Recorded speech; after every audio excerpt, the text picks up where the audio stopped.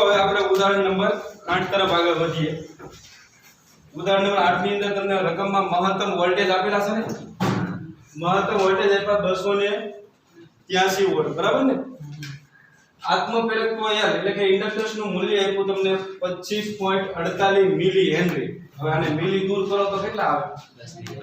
25.48 મિલી એટલે 10 ની માથે -3 ઘાત હેનરી. કેપેસિટન્સ કેટલું આપ્યું? 796 માઇક્રોફેરાડ એટલે 796 ના 796 માઇક્રો એટલે 10 ની માથે -6 ઘાત ઓહમ સોરી ફેરાડ. અવરોધ કેટલો આપ્યો? 3 ઓહમ. તો આના પર તમને આઈડિયા તો આવી જાય કે કયો પરિપથ હશે? L C અને R શ્રેણી પરિપથ માટે વાત કરે તો પહેલામાં તમને એક ઇમ્પિડન્સ ગણવાનું કીધું, વોલ્ટેજ અને પ્રવાહ વચ્ચેનો કયા તફાવત કીધો છે, પાવર કીધો અને પાવર ફેક્ટર કીધું. હવે ઇમ્પિડન્સ ગણવા માટે તમારે ઇન્ડક્ટિવ રિએક્ટન્સ ની જરૂર પડશે. પહેલા તમે ઇન્ડક્ટિવ રિએક્ટન્સ ગણતા આવડશે? તો ઇન્ડક્ટિવ રિએક્ટન્સ XL બરાબર સૂત્ર શું છે મને કહેશો? બોલો. Omega L omega is equal to 2 pi f into L, બરાબર ને. આવૃત્તિ રકમમાં તમને આપી દીધું 50 હર્ટ્ઝ આપી દે. તો હાલો ફટાફટ કિંમત મૂકતા જઈએ, તમારે ગણતરી કરવાની છે. તો 2 ના 2 અહીંયા આપણે નીચે લખીએ. ઓમેગા is equal to હું મૂકશો 2 pi f L ના L. 2 ના 2 pi બરાબર 3.14 અને f બરાબર 50 અને L કેટલા છે? 25.48 ગુણ્યા 10 ની માથે -3. પેલા એટલાનો હિસાબ કરો. 8000 કેટલો જવાબ આવે છે? 8 પછી 3 0 8000 આવે છે ટૂંકમાં. ઓકે ગુણ્યા 10 ની માથે -3 અને 3 ડિજિટ આપણે બચે નાખો તો 8. તો આત્મપ્રેરકત્વ સોરી ઇન્ડક્ટિવ રિએક્ટન્સ નો એકમ શું આવશે? ઓહમ. બરાબર ને. ઇન્ડક્ટર નો અવરોધ મેળવ્યો. હવે આપણે કેપેસિટર નો અવરોધ ગણવો પડશે, જેને શું કહેવાય? Capacitive reactance. તો કેપેસિટિવ રિએક્ટન્સ તો એનું સૂત્ર થાય XC બરાબર શું મૂકશો? 1/omega C 1/omega is equal to 2 pi f. હાલો બધી કિંમત તમે મૂકતા જાવ તો 1 ના 1 2 pi બરાબર કેટલા મૂકશો? 3.14. f કેટલા આપ્યા? 50. કેપેસિટન્સ નું મૂલ્ય કેટલું રકમ છે? 796 ગુણ્યા 10 ની માથે -6. તો આમાં તમારે શું કરે જો તો 10 ની માથે -6 ઘાત ને ઉપર લઈ જાવ એટલે પ્લસ ઘાત થાય ને. એટલે આ 10 ની 6 ઘાત ઉપર જાય. 10 ની 6 ઘાત એટલે 10 લાખ થયા કે નહીં? તો 10 લાખ પેલા કેલ્ક્યુલેટર માં ટાઈપ કરી નાખો. પછી એના ભાગ્યા 2 કરો, એના ભાગ્યા 3.14 કરો, એના ભાગ્યા 50 કરો, એના ભાગ્યા 796. 4 ઓહમ જવાબ આવશે ને? લ્યો.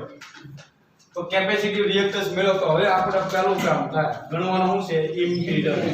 ઇમ્પિડન્સ એટલે શું? એ તો મને ખબર છે. LCR શ્રેણી પરિપથનો AC અવરોધ એટલે શું નામ આપ્યું આપણે? ઇમ્પિડન્સ. તો ઇમ્પિડન્સ ગણવાનું સૂત્ર યાદ છે? R² plus XC minus XL whole square થશે. હાલો R બરાબર કેટલા મૂકશો? રકમ આપ્યો છે લો. અવરોધ તમને 3 નો વર્ગ કેટલો થાય? 9. XC બરાબર કેટલા મળ્યા? 4. XL કેટલા મળ્યા? 8 હોલ સ્ક્વેર થઈ જાય ને. હાલો લ્યો 9 નો વર્ગ કેટલો થવાનો? 81. તો કરી દીધો. ખાલી 9 જ આવશે ને. અહીંયા 3 નો વર્ગ આવશે બરાબર ને. 3 નો વર્ગ કેટલો થાય? 9. ઓકે 4 માંથી 8 જાય તો 4 એનો વર્ગ કરો તો પ્લસ આવશે ને. પ્લસ 16 ને 9 25 ને એનો વર્ગમૂળ કાઢો તો 8. તો જોઈ તમને ઇમ્પિડન્સ મળ્યો 5 ઓહમ. પહેલું કામ પૂરું થયું. બીજું શું કીધું તમે? કળા તફાવત કઈ રીતે ગણશો? I બરાબર 10 ઇન્વર્સ. LCR શ્રેણી પરિપથ માટે કળા તફાવતનું સૂત્ર શું છે? 10 inverse XC minus XL upon R. તો 10 ઇન્વર્સ ના 10 ઇન્વર્સ XC બરાબર કેટલા મૂકશો? 4. XC મળ્યા ને 4. XL બરાબર કેટલા મૂકશો? 8. અમે અપોન R 3 મૂકશો. ઓકે હાલો તો આગળ વધીએ આપણે. તો બરાબર 10 ઇન્વર્સ I બરાબર ને 4 માંથી 8 બાદ કરો તો કેટલો થાય -4 ના છેદમાં 3 tan વિધેય હોય તો માઈનસ બાય નીકળી શકે બરાબર ને તો માઈનસ ને બહાર કાઢ નાખો તો tan ઇન્વર્સ 1.33 એવું આવે છે ને હા હવે નેચરલ ટેન્જન્ટ માની કિંમત જો માઈનસ 53.1 -53.1 ડિગ્રી આ માઈનસ શું બતાવે જો પાછળ પ્રવાહ છે ને એ પાછળ છે શું છે બરાબર ને આ ઇન્ડક્ટર ની અસર વધારે છે જો ઇન્ડક્ટર નો અવરોધ કેટલો છે 8 ઓહ્મ અને કેપેસિટર નો અવરોધ 4 તો ઇન્ડક્ટિવ રિએક્ટન્સ વધારે છે એટલે પ્રવાહ કેવો રહેવાનો પાછળ કેટલો પાછળ રહે 53.1 ડિગ્રી છે એ વોલ્ટેજ કરતા કળામાં પાછળ હશે એવું તમે કહી લો હાલો તો હવે પછી હું પૂછું વ્યય પામતો પાવર કીધો બરાબર ને વ્યય પામતો પાવર તો વ્યય પામતા પાવર નું સૂત્ર શું છે આપણે 1 2 અને ત્રીજું ગણવાનું છે ને હવે વ્યય પામતો પાવર નું સૂત્ર છે P = I2 * R અવરોધ દ્વારા પાવર વ્યય પામે તો પહેલા તમારે પ્રવાહ ગણવો પડશે RMS પ્રવાહ તો RMS પ્રવાહ નું સૂત્ર શું આવશે પાવર ગણવા માટે જરૂર નહીં પડશે પહેલા પ્રવાહ તો પ્રવાહ I બરાબર સૂત્ર શું RMS પ્રવાહ સૂત્ર IRMS = શું થાય Im/√2 લખીએ કે નહીં અને Im બરાબર શું થાય તો કે Vm/Z થાય કે નહીં કારણ કે આપણી પાસે સૂત્ર છે IRMS હોય તો અહીંયા શું આવે VRMS/Z અને જો અહીં મહત્તમ પ્રવાહ લખો તો વોલ્ટેજ શું આવશે મહત્તમ જો જેને ખબર ન પડી હજી એકવાર IRMS = તો RMS પ્રવાહનું સૂત્ર શું હતું Im/√2 અહીંયા I છે ને અહીંયા I છે બે જગ્યાએ I જ છે તો RMS પ્રવાહ છે મહત્તમ કરતા √2 માં ભાગનો હોય હવે મહત્તમ પ્રવાહનું સૂત્ર શું થાય તો કે Vm/Z થાય √2 ના √2 હવે Vm તો તમને રકમ આપેલા છે જો 283 મહત્તમ વોલ્ટેજ આપ્યા છે 283 √2 ના √2 ને Z કેટલો છે જો તો 5 આ બધાનો હિસાબ કરો જવાબ આવશે 40 એમ્પિયર આવશે ને હા હાલો કાઢો જો એટલું તો યાદ છે એમ્પિયર બરાબર ને તો હવે વ્યય પામતો પાવર તમને મળી જાય વ્યય પામતો પાવર ગણવાનો છે તો પાવર P બરાબર સૂત્ર શું આવશે I2 * R I કેટલા મૂકશો 40 વર્ગ અને R કેટલો છે 3 40 નો વર્ગ કેટલો થાય 1600 ગુણ્યા 3 4800 વોટ આવશે ને જો તો વ્યય પામતો પાવર મળી ગયો હવે પછી છેલ્લો પ્રશ્ન પૂછો છે પાવર ફેક્ટર તમે બે રીતે ગણી શકો પાવર ફેક્ટર તો પાવર ફેક્ટર બરાબર શું થાય cos phi અને phi ની કિંમત તમે અહીંથી મૂકી દો એટલે તમને પાવર ફેક્ટર મળી જાય પણ એના કરતા બીજું સૂત્ર શું છે આપણી પાસે R/Z R કેટલા છે 3 અને Z 3/5 એટલે 5 તો પાવર ફેક્ટર કેટલો હશે 0.5 તો આ તો ઉદાહરણ નંબર 8 ક્લિયર છો ફટાફટ લખી નાખો સ્ટોપ કરજો બસ તો હવે જો ધ્યાન રાખજો બહુ અગત્યનો ટોપિક ભણવાનો છે આપણે બરાબર ને મોસ્ટ આઈપી LCR શ્રેણી પરિપથમાં અનુનાદ કરવાનો છે હું બાળક અનુનાદ એટલે હું આ થિયરી દરમિયાન તમને ક્લિયર થઈ જવી જોઈએ બરાબર ને પહેલા તમારે એ વિચારવાનું છે કે પરિપથ કયો છે LCR શ્રેણી પરિપથ તો ધ્યાન રાખજો તો પહેલા તમારે શું કરવાનું છે ઇન્ડક્ટર ધ્યાનમાં લેવાનું છે કેપેસિટર ધ્યાનમાં લેવાનું છે અને અવરોધ ધ્યાનમાં લેવાનો છે ત્યાં ત્રણે તમારે AC સપ્લાય જોડવાના છે AC સપ્લાય ના વોલ્ટેજ આપણે કેટલા લીધેલા છે તમને ખબર છે Vm sin omega V બરાબર Vm sin omega બરાબર ને આ ઇન્ડક્ટર લઈ લઈએ આ કેપેસિટર અને આ અવરોધ બરાબર ને આમાંથી I જેટલો વિદ્યુત પ્રવાહ વહેતો તો ઇન્ડક્ટર કેપેસિટર અને અવરોધ ને જ્યારે તમે V બરાબર Vm sin omega t ના AC સપ્લાય સાથે જોડો ત્યારે પ્રવાહનું સૂત્ર તમે મેળવ્યું યાદ છે ને ગયા લેક્ચરમાં આપણે જોયું હતું કે પ્રવાહ કેટલો વહેતો હતો જો લખી નાખીએ આપણે I બરાબર AC પ્રવાહ I બરાબર સૂત્ર શું હતું I બરાબર સ્મોલ I લખો બરાબર I બરાબર Im sin omega t plus phi જ્યાં Im શું છે મહત્તમ અથવા તો પ્રવાહનો કમ વિસ્તાર કહેવાય કે નહીં મેક્સિમમ પ્રવાહ મળે એને શું કહીએ આપણે પ્રવાહનો કમ વિસ્તાર અને મહત્તમ પ્રવાહનું સૂત્ર શું છે Vm/c કે નહીં તેને રાખજો થોડું તો Im ના Im Vm ના Vm અને z is equal to તમે શું મૂકશો વર્ગમૂળમાં r² + xc - xl whole square થઈ જાય તો હવે આપણે ટૂંકમાં જ બતાવવાનું છે આમાં જો પ્રવાહનો કમ વિસ્તાર મેક્સિમમ કરવાનો છે અનુનાદ કોને કહેવાય તો કે જે મહત્તમ પ્રવાહ છે ને એને મેક્સિમમ કરવાનો છે હકીકતમાં આમાં પ્રવાહ કઈ રીતે વહે છે AC પ્રવાહ જ વહે છે જો LCR આ મેક્સિમમ પ્રવાહ છે બરાબર ને પ્રવાહના કમ વિસ્તારને શું કહેવાય મહત્તમ પ્રવાહ હવે આ મહત્તમ પ્રવાહને હજી મારે થોડોક મહત્તમ કરવો છે જેટલો થાય એટલો અને જ્યારે મેક્સિમમ થઈ જશે ત્યારે પરિપથમાં શું થયો કહેવાય અનુનાદ થયો કહેવાય તો પ્રશ્ન એ થાય કે આ જે પ્રવાહ છે એને આપણે મહત્તમ તો છે જ તે પણ હજી મહત્તમ કરવો છે તો એ કરવા માટે શું કરશું તો આ મહત્તમ વોલ્ટેજ તો છે ને ઈજી વાળા પૂરો પડે છે એમાં આપણે કાઈ ફેરફાર કરી શકશું નહીં આ પરિપથમાં જ્યારે ઇન્ડક્ટર કેપેસિટર ને અવરોધ ગોઠવી ગયો એટલે ઈ તેના મૂલ્ય ફિક્સ થઈ ગયા હજી થોડું જો આનું ઓપરેશન કરો તો જવાબ શું આવે Im ના Im Vm ના Vm અથવા વર્ગમૂળમાં r² ના r² xc બરાબર શું મૂકશો તમે 1/omega c અને xl બરાબર omega l હોલ સ્ક્વેર બરાબર ને અહીંયા જો વર્ગ છે એટલે તમે xl - xc લખો કે xc - xl લખો કાઈ ફેર પડશે નહીં તો અત્યારે હું આ xl રાખું ને અહીંયા હું રાખી આપણે xl હવે સૂત્ર શું બનશે હવે xl એટલે omega l minus 1/omega c whole square હું તમને હજી એક વાર પ્રશ્ન પૂછી લઉં કે અનુનાદની અંદર આપણે શું કરવાનું છે તો કે પ્રવાહનો કમ વિસ્તાર જે મહત્તમ છે અત્યારે અને હજી મહત્તમ કરવાનો છે આ મહત્તમ પ્રવાહ છે ને એને હજી મહત્તમ કરવાનો પ્રયત્ન કરવાનો છે તો હવે આ પ્રવાહને જો તમારે મહત્તમ કરવો હોય તો કરાય ને સૂત્ર આપણે આ પકડી લીધું એક વાત યાદ રાખજો કે જ્યારે પરિપથ ફિટ થઈ ગયો ત્યારે ઇન્ડક્ટર કેપેસિટર ને અવરોધ એના મૂલ્યમાં આપણે કાઈ ફેરફાર કરવાનો નથી એટલે L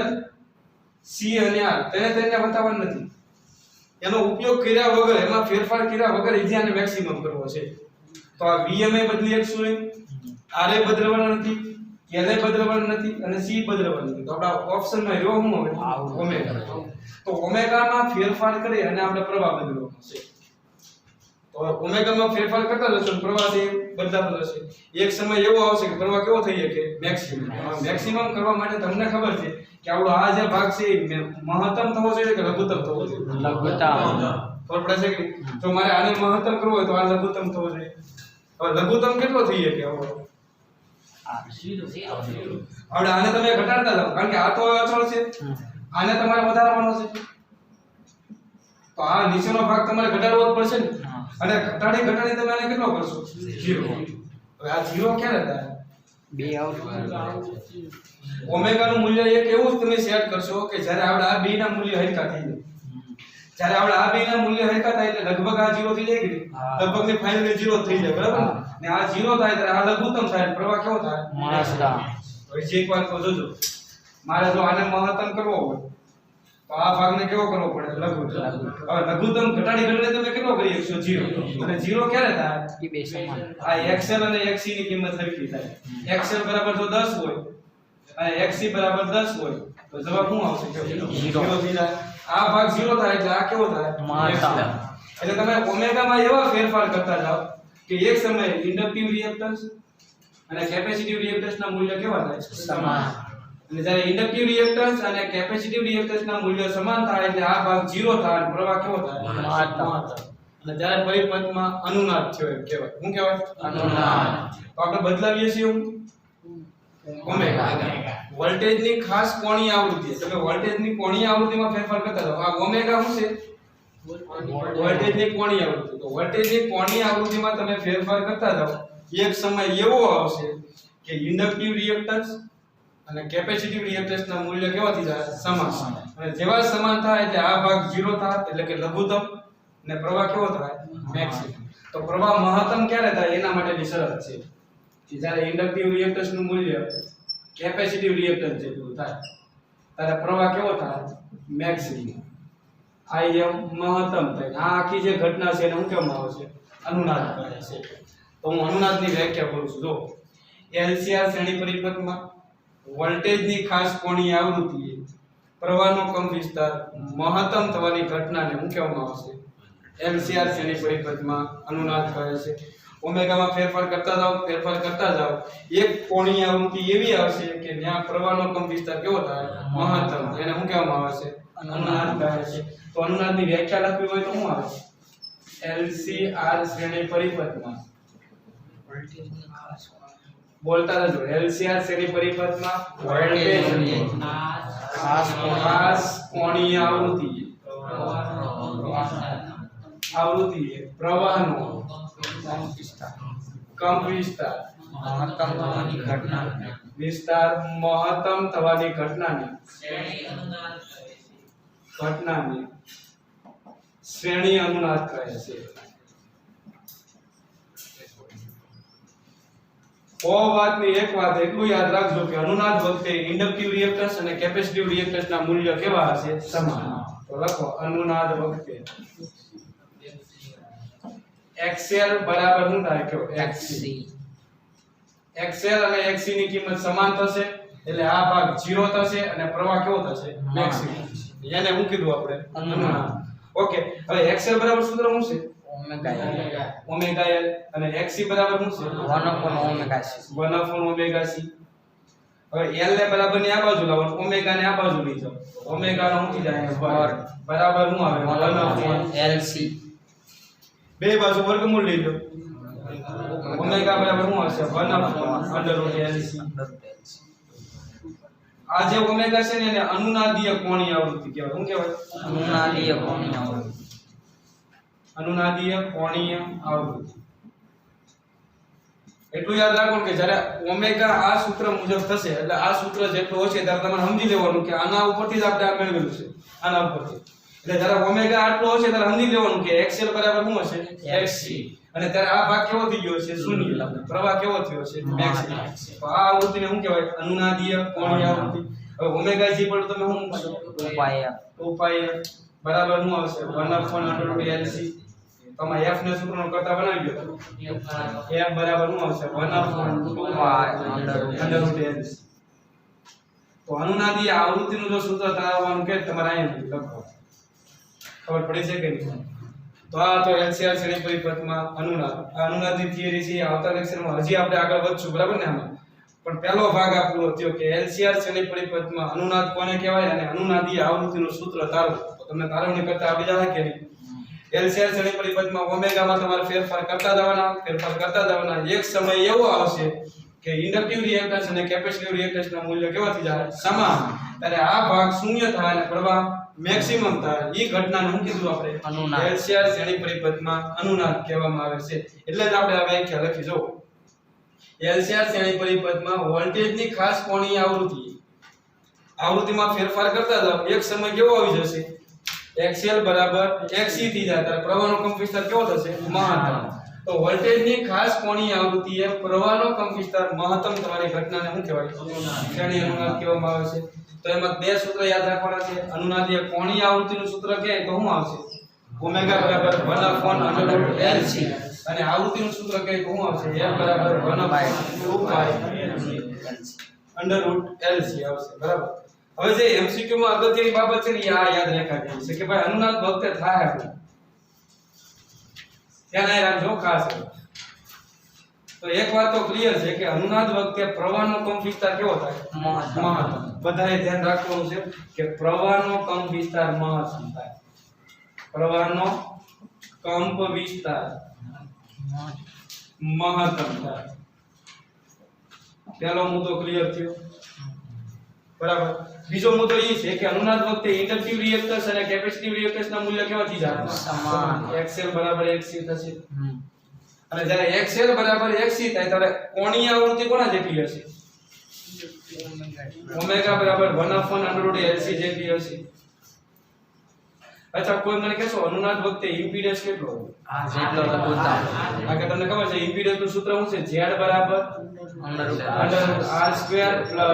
XC XL whole square હવે અનુનાદ વખતે આપણે XL અને XC ને કેવા કરી દઈએ છીએ સમાન અને સમાન કરો એટલે આ ભાગ તો 0 થઈ જાય કે એટલે આ 0 થયો 0 નો વર્ગ તો આ 0 થયો એટલે ફાઇનલી વર્ગના વર્ગમૂળ કેન્સલ થાય તો શું આવશે તો અનુનાદ વખતે ઇમ્પિડન્સ કે તો R આવશે પાંચમો મુદ્દો તમને એવો પૂછે કે અનુનાદ વખતે વોલ્ટેજ અને પ્રવાહ વચ્ચેનો કળા તફાવત કેટલો છે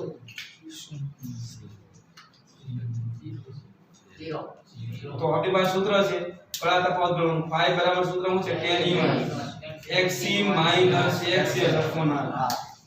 હવે અનુનાદ વખતે આ બે તો હરખા થઈ ગયા ને XC ભળાને તમે શું મૂકી શકો XL તો XL - XL એટલે જવાબ શું થયો 0 અને 0 ના છેદમાં એટલે જવાબ શું આવે 0 અને tan θ ની કિંમત 0 ક્યારે આવે 0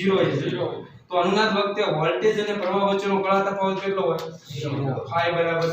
ને તમે આમે વિચારી શકો કે અનુનાદ વખતે ખાલી અવરોધ રહ્યો ને એવું જ લાગે આપણને જો કારણ કે ઇન્ડક્ટર અને કેપેસિટર એકબીજાને અસર શું કરેલી છે ના એટલે હવે અવરોધને લીધે જે થાય ઈ થાય તો અવરોધ હોય ત્યારે વોલ્ટેજ અને પ્રવાહ વચ્ચેનો કળા તફાવત કેટલો હોય 0 તો આ કળા તફાવત થાય 0 ને છઠ્ઠો મુદ્દો એ છે કે પાવર ફેક્ટર કેટલું પાવર ફેક્ટર ના બે સૂત્ર છે એક તો cos phi phi કેટલા મૂકી દેશો 0 અને cos 0 ની કિંમત કેટલી આવે અથવા બીજું સૂત્ર લાગુ પાડો R/Z R ના Z કેટલો હોય અનુનાદ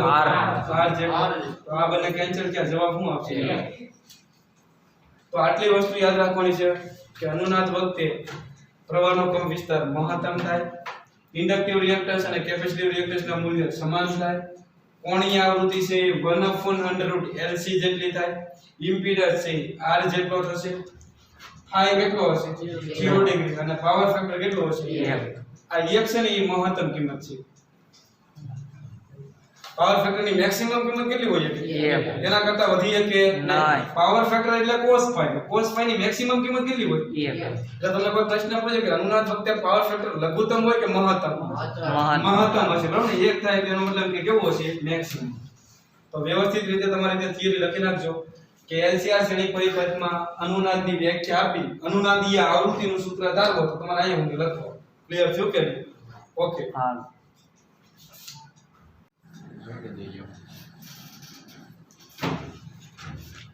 તો તમારે પ્રેક્ટિસ કરવાની છે સ્વાધ્યાયનો કેટલામો દાખલો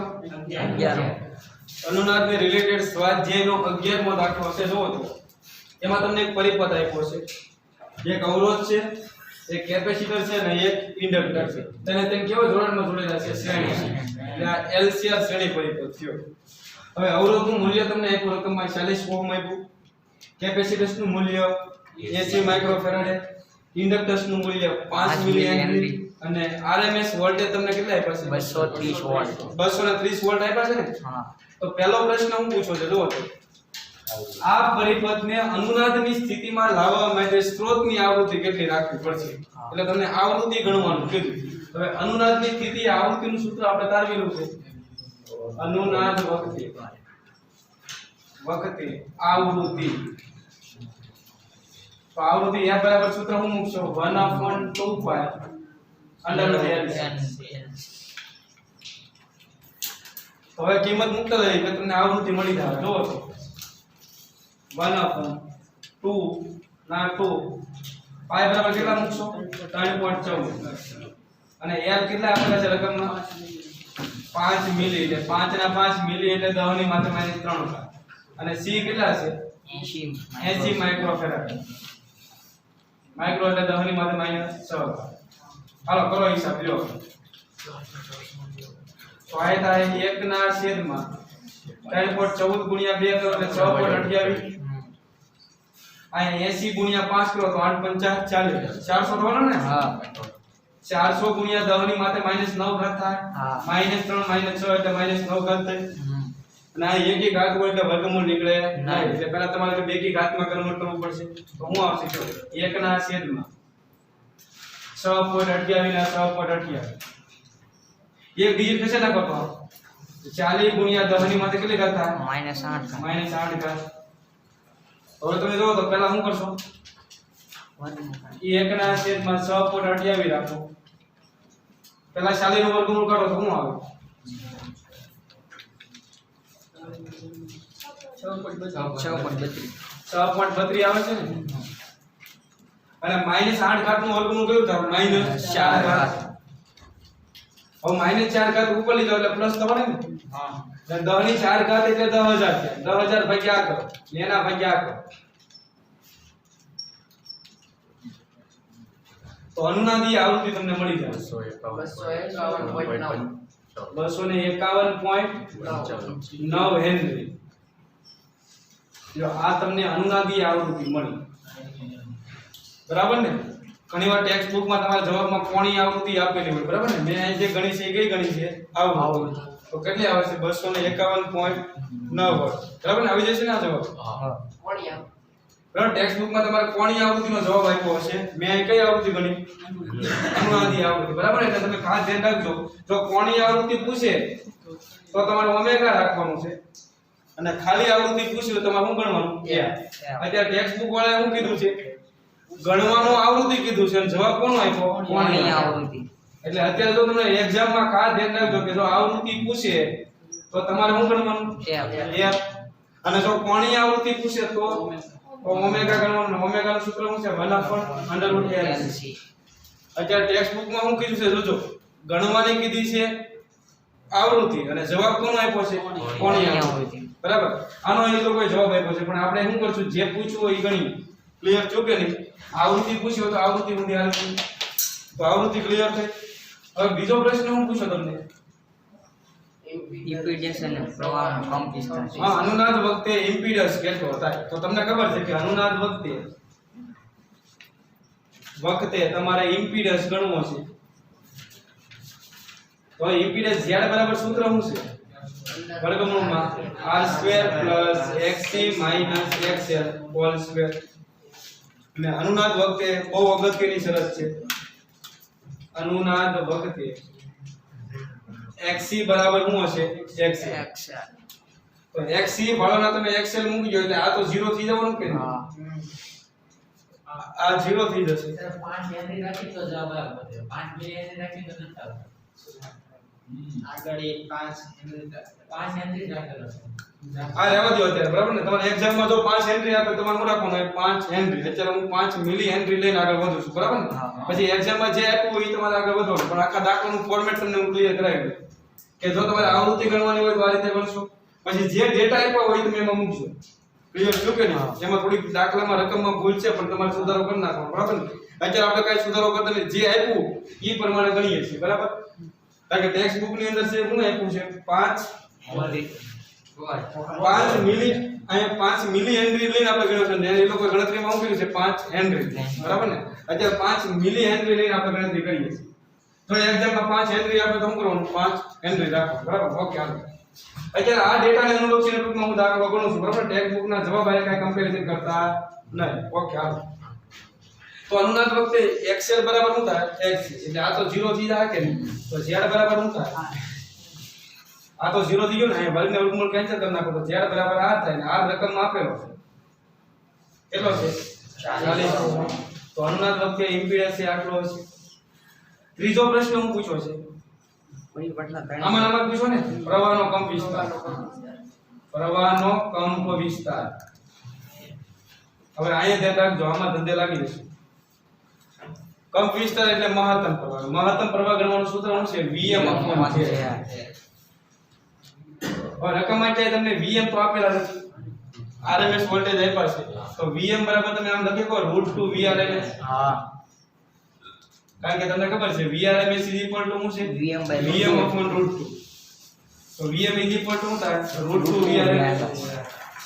અને z કોના જેટલો છે r જેટલો બરાબર ને z બરાબર તમે શું મૂકશો r બરાબર હવે કિંમત મૂક્યો તો √2 ના √2 VRMS કેટલા છે 230 વોટ 230 R કેટલો છે 40 40 કરો હિસાબ આનો 8.13 એમ્પિયર હશે ક્લિયર થયું તો આ બીજો મુદ્દો હતો કે અનુનાદ વખતે ઇમ્પિડન્સ કેટલો થાય તો R જેટલો અને અનુનાદ વખતે પ્રવાહનો કંપ વિસ્તાર કેટલો હોય તો તમારે આ રીતે ગણતરી કરી નાખો કે મહત્તમ પ્રવાહ બરાબર મહત્તમ વોલ્ટેજ ના છેદમાં ઇમ્પિડન્સ હવે Z બરાબર તમે શું મૂકશો આ અને Vm બરાબર તમે શું મૂકશો √2 બરાબર ને V એટલે અહીંયા VRMS છે ટૂંકમાં કિંમત મૂકો એટલે ડાયરેક્ટ જવાબ આવશે ત્રીજો પ્રશ્ન હું પૂછ્યો છે પરિવર્તન ગણે હા ત્રણેય ઘટકોને સમાંતર વોલ્ટેજ ગણવાના કીધા એટલે કે અવરોધ ઉપર વોલ્ટેજ કેટલા હોય કેપેસિટર ઉપર વોલ્ટેજ કેટલા હોય અને ઇન્ડક્ટર ઉપર વોલ્ટેજ કેટલા હોય તેને તેના વોલ્ટેજ ગણવાના છે તમને એટલે તમે તેમના વોલ્ટેજ ગણવા માટે પહેલા તમારે RMS પ્રવાહ ગણવો પડશે કે અનુનાદ વખતે RMS પ્રવાહ કેટલો હોય તો પહેલા RMS પ્રવાહ ગણી નાખો તો RMS પ્રવાહ ઇક્વલ ટુ શું થાય કયો I RMS માં હું અહીંયા RMS લખતો નથી તો I RMS ઇક્વલ ટુ શું થાય Im upon √2 હવે Im તો તમને મળી ગયેલા છે 8.13 અને √2 એટલે કેટલા મૂકશો 1.416 મૂકો જવાનો જવાબ આપો તો 5.74 એમ્પિયર મળશે ક્લિયર થયું કે નહીં હવે તેને સમાંતર વોલ્ટેજ મળી જાય હવે મારે પહેલા કોના વોલ્ટેજ ગણવા છે ઇન્ડક્ટર પરના વોલ્ટેજ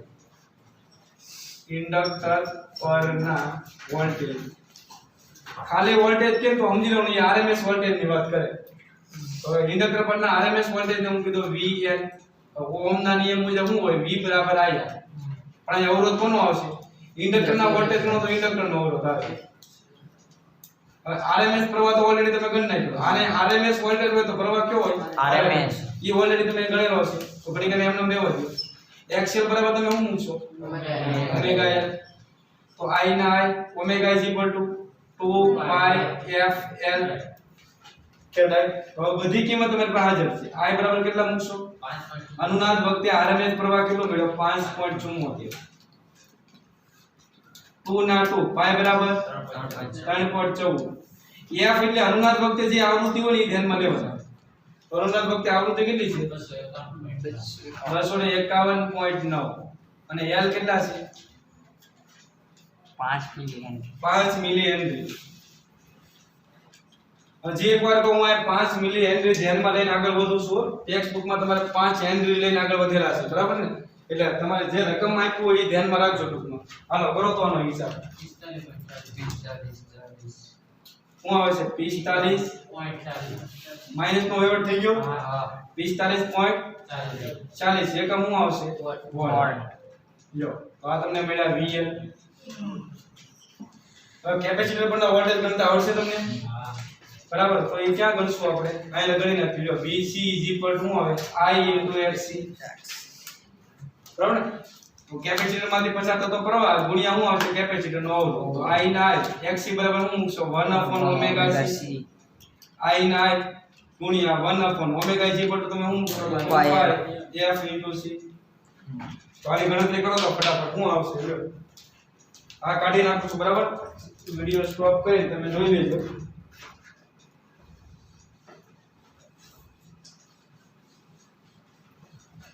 તો જોવો લ્યો તો VC ના VC હાલો I બરાબર કેટલા મળ્યા હતા યાદ છે કે 5.74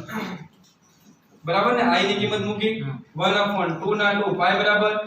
3.14 f કેટલા છે 251.9 અને કેપેસિટન્સ નું મૂલ્ય કેટલું છે 80 માઇક્રોફેરાડ એટલે 80 ગુણ્યા 10 ની માથે શું થાય -6 કરો હિસાબ લ્યો 45.40 જ આવશે તમારે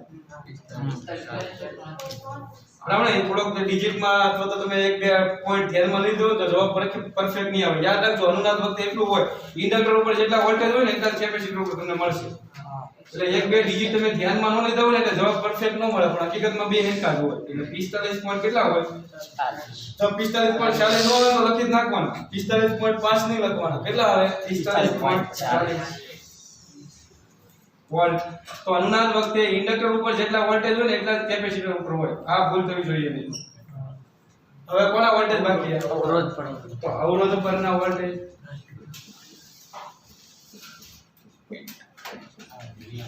તો શું આવશે કયો? VR બરાબર શું આવશે? IR. તો I તમને મળેલો છે કેટલો છે? 5.0 ને R કેટલો છે? 40. કરો હિસાબ. 229.6 બરાબર ને? નિયરલી પર 230 કહીએ કો કે નહીં? હા વોલ્ટેજ છે એનો કે શું આવશે ઉપર? તો ત્રણ મુદ્દા ક્લિયર થયા. અને પછી તમને શું કીધું છે? L અને C ને સમાંતર વોલ્ટેજ કીધા ને? L અને C પરના વોલ્ટેજ તમને કીધા. ઇન્ડક્ટર અને કેપેસિટર વચ્ચે વિદ્યુત સ્થિતિમાનનો તફાવત કેટલો હશે? એટલે આ બે બિંદુ વચ્ચે વોલ્ટેજ ડ્રોપ ઇન્ડક્ટર અને કેપેસિટર ઉપર વોલ્ટેજ ડ્રોપ કેટલો હોય? તો તમારે શું કરાય? જોજો આ L અને C વચ્ચે વિદ્યુત સ્થિતિમાનનો તફાવત